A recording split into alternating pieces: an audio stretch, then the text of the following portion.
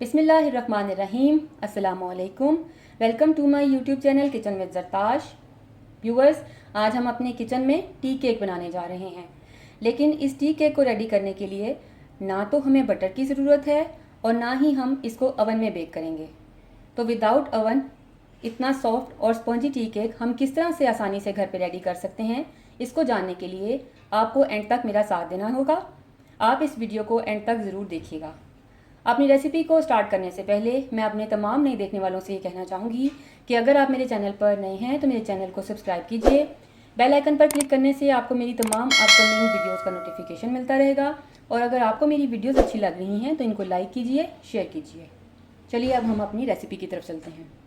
इस रेसिपी के लिए हमें जिन इंग्रेडिएंट्स की ज़रूरत है वो कुछ इस तरह से हैं। इसके लिए हमें 4 अदद अंडे चाहिए, 190 ग्राम्स पिसी हुई चीनी है, 1 कप भर के मैंने पिसी हुई चीनी ले ली, 1 कप लेवल्ड और हाफ कप से थोड़ा कम मैंने मैदा ले लिया। ये 170 ग्राम के करीब मैदा है। हाफ कप हम ऑयल यूज़ करेंगे, half tea spoon baking powder है और a pinch of salt, pinch of yellow food colour, half tea spoon vanilla essence और 1 टेबलस्पून हम पानी का इस्तेमाल करेंगे। मैदा, बेकिंग पाउडर और सॉल्ट और येलो फूड कलर, इनको मिक्स करके मैं छान लूँगी। अंडों को तोड़ के मैंने बाउल में डाल दिया। अब इसमें मैं ये पिसी हुई चीनी ऐड करूँगी और इसको मैं तब तक बीट करूँगी जब तक ये मिक्सचर बिल्कुल लाइट और फ्लफ़ी नहीं हो जाता।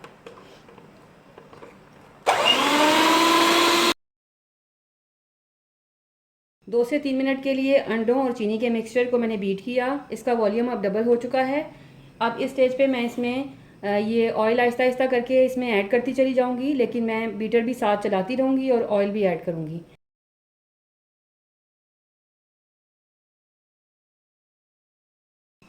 अब इसमें मैं ये वनीला एसेंस ऐड कर रही हूँ और मिक्स कर रही हूँ। अब इसमें मैं ये तमाम जो ड्राई इंग्रेडिएंट्स जो कि मैंने छान के रखे हुए थे साइड पर, इसको मैं ऐड करूँगी थोड़ा थोड़ा करके और फोल्ड करती चली जाऊँगी। एकदम से ड्राई इंग्रेडिएंट्स को ऐड नहीं करना, इस तरह कट और फोल्ड करते हुए आपने इस अंडों के मिक्सचर में आपने ये ड्राई इंग्रेडिएंट्स मिक्स करने हैं।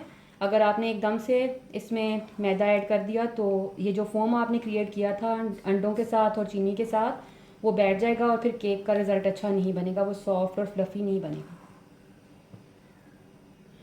2 से 3 बैचेज़ में मैंने सारा जो मेरे पास मैदा था वो मैंने इसमें ऐड किया और मैंने मिक्स कर दिया। अब लास्ट में ये जो 1 टेबलस्पून मेरे पास पानी है, इसको भी मैं साथ ही ऐड कर दूंगी और ऐड करके मैं इसे अच्छे से मिक्स कर दूंगी। इतना मिक्स करना है कि ये जो ड्राई फ्लोर नज़र आ रहा है ये नज़र ना आए, मिक्सिंग अच्छी हो जाए। टिन को मैंने ऑलरेडी तैयार करके रखा हुआ था, इसको मैंने बटर पेपर से लाइन किया, ग्रीस करके मैंने इसको लाइन करके रखा हुआ था। अब इसमें हम ये बैटर पोर करेंगे। हाफ से थोड़ा ज़्यादा मैं इसमें पोर कर रही हूँ। इस तरह के आप 2 केक रेडी कर सकते हैं, या फिर अगर आप चाहें तो एक बड़ा और एक इस तरह का छोटा टिन, आप 2 टिन रेडी कर सकते हैं। उसके बाद इसे हम 2 टैप टैप करेंगे ताकि इसमें जो एयर बबल्स हैं वो निकल जाएं। बर्तन को पहले से हम प्रीहीट कर लेंगे। इस तरह से कोई भी देगची या जो भी बर्तन आपके पास घर में अवेलेबल हो कवर के साथ आप उस ले लीजिए और उसमें आपने स्टैंड, आपने जिस तरह मैंने सेट किया हुआ है इस तरह से आपने स्टैंड सेट कर लेना है। अगर स्टैंड ना भी हो तो आप कोई भी स्टील की प्लेट लेके उसमें रख सकते हैं। उसको रखने के बाद क्योंकि यह प्री हीट है, इसमें मैं ये जो केक के बैटर वाला मेरा मोल्ड है इसको मैं रख रही हूँ। यहाँ रख के इसको मैं कवर कर दूँगी और तकरीबन 15 से 20 मिनट के लिए अब मैं इसे बेक होने के लिए छोड़ दूँगी। ये देखिए माशाल्लाह से बहुत अच्छा राइस हो चुका है। ये टूथपिक मैंने इंसर्ट की, ये बिल्कुल क्लीन है, ये देख सकते हैं आप। ये केक अब रेडी है। इसके नीचे मैं फ्लेम को ऑफ करके इसे ठंडा होने दूंगी और इसे निकाल के उसके बाद सर्व करेंगे। केक अब ठंडा हो चुका है, इसको मैं डीमोल्ड करूंगी। इस मोल्ड में से मैं निकाल लूँगी और इसकी मैं स्लाइसेस में कटिंग करूँगी। पेपर को उतार लिया और इसकी स्लाइसेस कट कर लेंगे जितने आपने थिक रखने हैं। यहाँ आप स्लाइस रखिए और इसकी कटिंग कर लीजिए व्यूवर्स, बहुत ही सॉफ्ट और स्पॉन्जी टी केक रेडी है। ये बहुत ही सॉफ्ट और फ्लफ़ी केक बनता है। इसको बनाने के बाद आप इसे अपनी फैमिली और बच्चों के साथ टी टाइम पे इंजॉय कीजिएगा और मुझे अपनी दुआओं में याद रखिएगा। रेसिपी को ट्राई करने के बाद मुझे अपना फ़ीडबैक देना ना भूलिएगा, क्योंकि आपकी राय मेरे लिए बहुत कीमती है।